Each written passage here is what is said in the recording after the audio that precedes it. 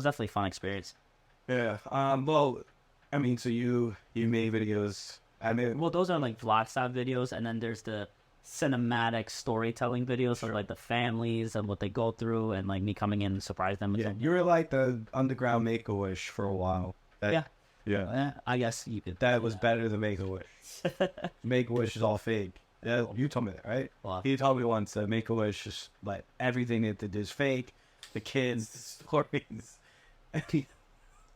you're gonna get back in trouble by saying all this. I'm so messed up. Yeah, I know. No. Make it was. I was part of the organization for 8 years. Yeah.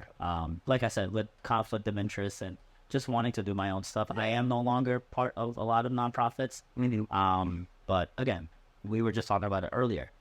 You know, there are people doing amazing stuff out there, but sometimes you want to just do it on your own. Yeah. You know, and kind of build it, and all your ideas that you have, or now you could implement it into your own business and stuff. You know, That's what I wish people early on kind of was able to call out, and this, I never had this, was able to call out like who's an entrepreneur and who isn't.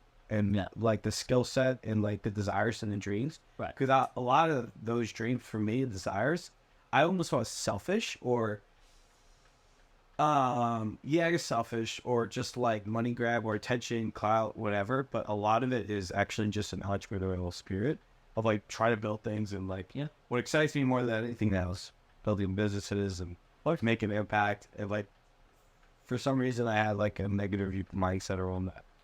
I mean, not the skills to do that.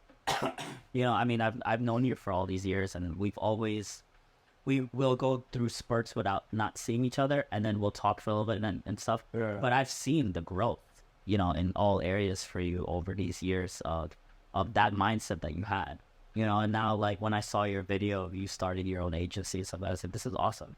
Now you're starting something. You're taking risk, right? You're trying new things, and I love that. Entrepreneurship is all about taking risk, you know, being creative, doing things your own. Excuse me, because I think Mercy is... Yeah, it's coming. But, I know, it's emotional, man. Thanks. no. I'm actually, I was just tearing up because of Anthony's story. And I appreciate it. Yeah. But yeah, no, it's, look at how many things that I've tried over the years, right, that you have known of, and vice versa. And look at how many things have failed. But honestly, like, you won't know until you try. I don't think anything you've done has ever failed. Yeah, let me rephrase. It's not a failure. It's more like a only thing I've done that failed. But it's a learning lesson. Yeah. You know, at the end of the day, it's like God allows things to happen in our lives for a reason. No, and a lot of those things are a learning lesson. You know, we learn things through those experiences that we've had and stuff. And I think you and I, you're starting your business. I'm starting my foundation. We're looking to build something to better our future and stuff. And I think, you know, we have, you know, God behind our backs, and there's a lot of people struggle with like, oh, where's God's will for, or where's God's plan? And this analogy has really helped me. It's like God doesn't give you as it is at least seen in my life and also through Scripture, but like God doesn't give you this, and He'll definitely guide you, direct you, but He doesn't give you like a specific blueprint or plan. He'll give you like a playground, and you just kind of create. And as I think about my life, I was always so like, God, should I do this? Should I do that? Should I do this? And it's like, I have these desires that are not bad. They're good to help flourishing and bring blessing to other people, whatever.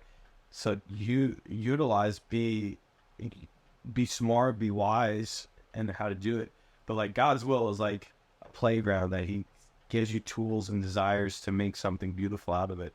And His will then is like, usually the playground is out on mount, and He's like, hey, just don't go, here's some guardrails to be aware about it. If you go over, you're gonna destroy yourself. So so that's why, like, for me, I realized like, because I thought God's specific plan was for me to go to North Carolina and do ministry, and that was like the only thing that God wanted me to do. And now I see it as more like, not like am I getting the right answer on the test, but more of a, hey, what are you gifted in, and how do you bring good in the seasons? Yeah, to that point too, one of the things that I prayed about, or I've always prayed this since I was a teenager.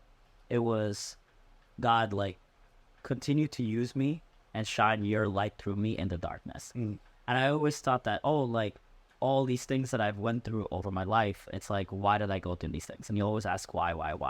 But then faith is just about believing without seeing and just kind of allowing God to, whatever happens, and just praying through it. So I realized something. I was like, I've been to different countries and I've tried different things. I've helped a lot of people in very, very dark places. And I'm like, why was I put in these situations? Going back to the whole God use me, because at the end of the day, you want God to use you to, his glory and stuff.